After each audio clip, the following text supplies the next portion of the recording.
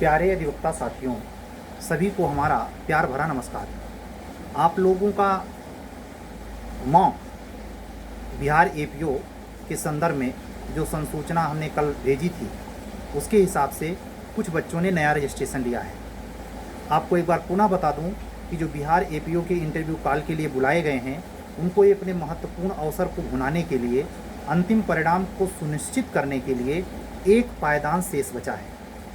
इतनी बड़ी वैकेंसी में, इतने महान अवसर में अगर हमारी अधिवक्ता बहनें आउट ऑफ स्टेट बिहार हैं, बिहार में हैं तो उनका तो बल्ले बल्ले है, लेकिन बिहार के बाहर भी हैं तो उनकी संभावना मेल की अपेक्षा कम से कम 15% ज़्यादा है। इस अवसर को भुनाएं और इस मौके को जो कुछ कर सकते हैं करें। कोई ज़रूरी नहीं है कि आप मुझसे ही जुड़ें, कहीं से जुड़ें, लेकिन आप वो सब करें जो इंटरव्यू के लिए ज़रूरी होता है। उसके लिए आवश्यक रूप से सारे संसाधनों से युक्त होकर ही जाएं। परमात्मा आपकी सफलता सुनिश्चित करे, हमारी करवत यही प्रार्थना है। तो आज की बात की शुरुआत हमने यहीं से की, क्योंकि यूपी एपीओ की जो संभावित वैकेंसी प्रतीक्षा सूची में है, उसमें आप लोगों को जानकारी मिल चुकी है कि वेटिंग का कुछ लफड़ा है। आने वाले समय में, महीने डेढ़ महीने में वो भी सुधर जाएगा, लेकिन ये दिमाग में हमेशा चलाते रहिए कि जो सलेबस है यूपी एपीओ का, चारों पेपर, हिंदी, सामान्य अध्ययन और साथ ही साथ एपीओ के सारे सेगमेंट, समझ रहे ला वाले, उसमें evidence, police act, police regulation, ये सारे चीज़ पर आपकी बेहतर पकड़ कैसे हो, क्या करें, कौन सी किताब पढ़ें, क्या नहीं पढ़ें, इसके संदर्भ में आपका एक योजनाबद्ध ढंग से काम होना चाहिए। आने वाले समय में, अभी तो हम खैर टेस्ट सीरीज पे ही फोकस हैं, लेकिन वैकेंसी की हम प्रतीक्षा कर रहे हैं। वैकेंसी कंफर्म हो जाए तो पुलिस एक्ट और पुलिस रेगुलेशन पर एक महत्वपूर्ण क्लास, मेरी अगर समय मुझे सही से मिल पाया, मैनेज कर पाया मैं, तो मैं यकीन से कह रहा हूँ कि इसको लाइव क्लास जो यूट्यूब पे मैं से आता हूँ, मैं कोशिश करूँगा। और अगर ये नहीं संभव हो पाया, इसकी क्वालिटी बेस कुछ और रहा, तो इस पर देखा जाएगा। लेकिन अभी इस बात का मैं हल्का सा हिंट कर रहा हूँ कि नोटिफिकेशन आने के बाद हमें निश्चित तौर पर इस बात के लिए कहने में कोई गुरेज नहीं कि police act, police regulation, Hindi, यानी चारों टॉपिक पर सामान्य ज्ञान, पुलिस एक्ट, पुलिस रेगुलेशन और विधि के चारों प्रश्न पत्र का मतलब evidence, IPC, CrPC, police act, police regulation पर विधिवत ढंग से संपूर्ण सिलेबस को कवर करने का प्रयास मैं करूंगा। अभी टेस्ट सीरीज चल रही है, प्री और मेंस दोनों की चल रही है। आज तीसरा टेस्ट प्रीलिम्स में सीआरपीसी का पूरा हो गया। कुल 20 टेस्ट का प्रोग्राम है, 25 टेस्ट का मेंस का प्रोग्राम है। उससे जुड़ने के लिए आप हमें इसी व्हाट्सअप नंबर पे व्हाट्सअप मैसेज करके आप जुड़ सकते हैं। जूनियर डिवीजन की भी समानांतर रूप से कंटिन्यू है। हिंदी मीडियम, इंग्लिश मीडियम, कोई व्यवधान नहीं है, दोनों में है। और ये भी स्पष्ट करूँ, दोनों की कॉपी मैं व्यक्तिगत चेक करता हूँ, उसमें किसी का कोई सहयोग नहीं लेता, न लेना चाहता। जिसको मुझ पर फेथ है उसको मैं ही ट्रीट करूंगा। आज नहीं करूंगा, कल नहीं करूंगा, परसों करूंगा, लेकिन करूंगा मैं ही। इसलिए ये मिथ्या भ्रम नहीं होना चाहिए कि हमारी कॉपी कोई और चेक करेगा, नहीं। हाँ, जुड़ने के बाद ये क्लियर रहिएगा कि हमारी जो शर्तें हैं, जब हमारी बातचीत आपसे हो जाएगी, जब हमारी जो शर्तें हैं कठोरतापूर्वक पालन। मैंने क्या कहा था, पैसा देने के लिए मत आना। कितनी बातें मैं आपकी पढ़ाई में निश्चित सफलता को सुनिश्चित करने के लिए अनुशासन परक, इसीलिए कठोरतापूर्वक बोलता हूँ। अगर आपके लाइफ में अनुशासन नहीं है, निर्णय बार बार बदलते हैं और आप अपने आप को, मतलब आपकी प्रवृत्ति प्रचंड अहंकारी वाली है, लेकिन आपको समझ नहीं आता कि आप अहंकारी हैं, ये बड़ा विचित्र है। मैंने 90% लोगों को असफल इसीलिए पाया है, या वो किसी की बात को मतलब तवज्जो देने वाले नहीं होते हैं, वो अपनी चलाते हैं और उनको इस बात का भनक नहीं होता कि वो अपनी चला रहे हैं।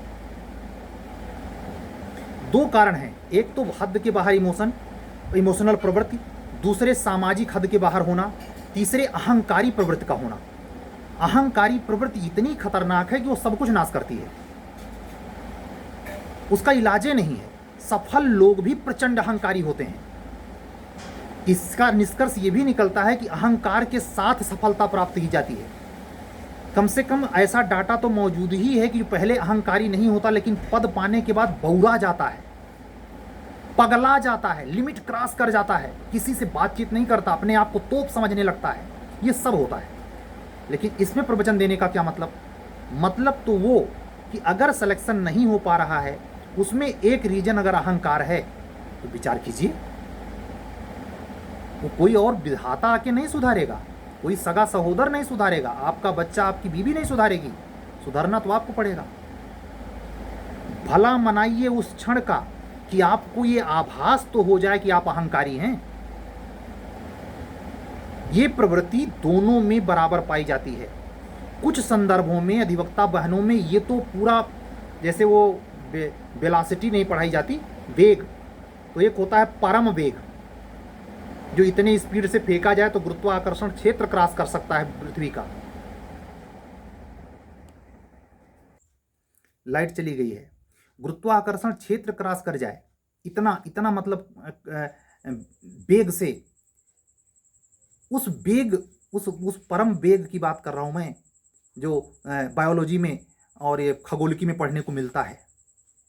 उतने वेग से कोई चीज मतलब अपने आप को ओवर कंट्रोल कर दे, उस अर्थ में हम अपने मिथ्या भ्रम में जी रहे होते हैं।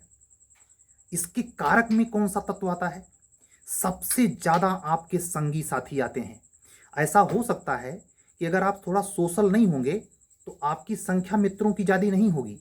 विचार करना दुइये चार होगा, एक बर्बाद करने के लिए काफी है भाई।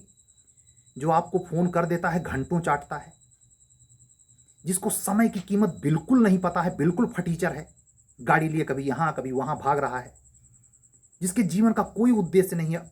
जो व्यक्ति 30 के आसपास होते हुए आश्रित जिंदगी जी रहा है, this is a danger, danger.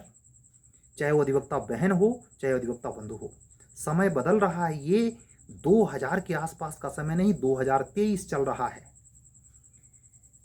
अगर आप इन सिकों में हैं तो बिहार एपीओ दे के आइए, चाहे झारखंड जे दे के आइए, मेन के ऊपर नहीं जाएंगे भाई, कोसिए। क्यों?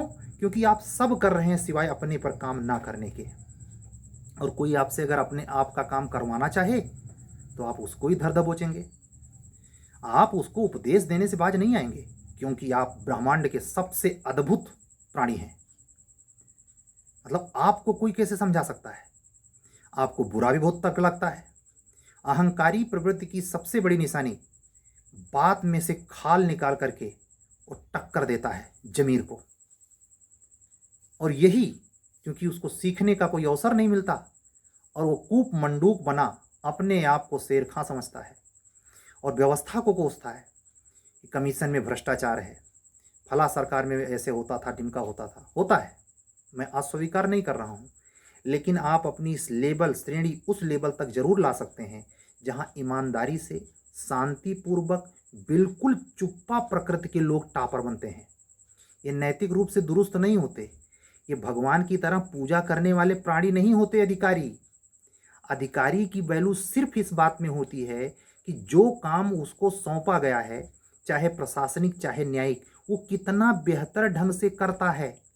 इसका मतलब इस प्रकार का सम्मान देना नहीं होता कि उसका पैरवे उठा करके मथवा पे रख लीजिए या आपके सामने वो बैठ जाए तो आप खुद अधिकारी फील करने लगे। ये पागलपन नहीं, कम से कम ला पढ़ने के बाद तो बिल्कुल नहीं। जो अधिकारी है उसके पावर, उसकी लिमिट, उसकी कानून की संगत स्थिति को समझिए। और अगर कोई अधिकारी ऐसा है जो गलत ढंग से अंदर आया है और आप उसके बारे में विधिवत जानते भी हैं, तो फिर सम्मान करने का कोई मतलब ही नहीं है। जब आपको जानकारी है तो किस बात का सम्मान उसको? तो इस बात को भीतर तक बैठाइए। अगर आप इन बात में से अनुराग नहीं रखते या बात जिस स्तर पर आपको ये बुरी लग रही हो, चुभ रही हो, निश्चित तौर पर आप करप्शन वाले श्रेणी के, गलत ढंग से अंदर आने वाले श्रेणी के साथ खड़े होंगे। ये बात उसको अच्छी नहीं लग सकती, क्योंकि एक ईमानदार व्यक्ति के लिए सारे बेईमान दुश्मन हो जाते हैं। सत्य की खासियत है, जो व्यक्ति एक विद्वान के हजारों मूर्ख दुश्मन होते हैं, वैसे एक ईमानदार के जितने बेईमान हैं, अरे साले इसको डिपार्टमेंट में रखना मत, नहीं तो ऊपरी कमाई खत्म करवा देगा। डिपार्टमेंट में क्या चल रहा है? जो कोई आदमी ठीक ढंग से कुछ करना, कितनी फिल्में बनी हैं, जो ईमानदारी से काम करना चाहता है उसको मरवा दिया जाता है। तो आप ला पढ़े हैं तो ये तो समझें कि वस्तु स्थिति अपने पढ़ाई के संदर्भ में आखिर सक्सेस नहीं मिल पा रही है, लाइट आ गई, उसकी जो कंडीशंस हैं हम उसको फुलफिल करते भी हैं, और अगर नहीं करते तो उसका इतना बार मेंस नहीं हो रहा है, परीक्षण नहीं कर पाते। कुछ तो विचार कीजिए भाई, हमारी अधिवक्ता बहनें भी इस पर सोचें। मैं सख्ती से कह रहा हूँ, आपके कंपटीशन में अगर सफलता 3 बार के बाद नहीं मिली है तो मैं अपने लाइफ का अनुभव, अपना भुक्त भोगी इंसान आपसे कह रहा है, 3 चीज़ें हैं जो आपको सफल नहीं होने दे रही हैं। आपके संगी साथी, आपका गलत ढंग से अध्ययन करने का तरीका सबसे प्रबुद्ध, सबसे बड़ा, और तीसरा आपकी दैनिक चर्या फुल्ली डिस्टर्ब है। ये 3 वजह है जो आपको मेंस क्रैक नहीं होने देती। पढ़ना तो सबसे बाद का विषय है। आज की बातें यहीं तक। कल फिर किसी नए मुद्दे पर कोई सूचना हो तो उसे संदर्भित बातें करूंगा। आप लोग अपना ख्याल रखते हुए, जो सीरियसली हमारे मेंस और प्री के टेस्ट सीरीज से जुड़े हुए बच्चे हैं, हमारा वीडियो रेगुलर सुन रहे हैं, उन सभी अधिवक्ता बंधुओं और बहनों से बार बार आग्रह करूंगा कि टेस्ट सीरीज से जुड़ने के बाद आप अपने फर्ज से पीछे मत हटना। पेपर मांगने, पेपर की कॉपी अगर आपने दे दी है, लंबे समय तक उसकी क्वेरी नहीं हुई तो उस पर टोकना आपका पूरा अधिकार है। मैं अधिकार देता हूं आपको। आप हमसे समय से पेपर लेंगे, समय से उस पर क्वेरी की मांग करेंगे, और साथ ही अपने कर्तव्यों के प्रति भी जवाबदेह बनेंगे। अगर ये ढर्रा आपने अपनाया तो आने वाली वैकेंसी में आप वो होंगे जो अभी तक नहीं थे। मैं ये कतई गारंटी नहीं देता कि हमारे चौखट पर आने से, हमसे पढ़ाई लिखाई करने से, हमारी टेस्ट सीरीज ज्वाइन करने से 100% आपको सफलता मिलेगी, नहीं। उसकी पूरी जिम्मेवारी यहाँ है। पिछवा देखिए, सुदर्शनवा हट जाइए, सुदर्शनवा दिख रहा है, वो है उधर सुदर्शन।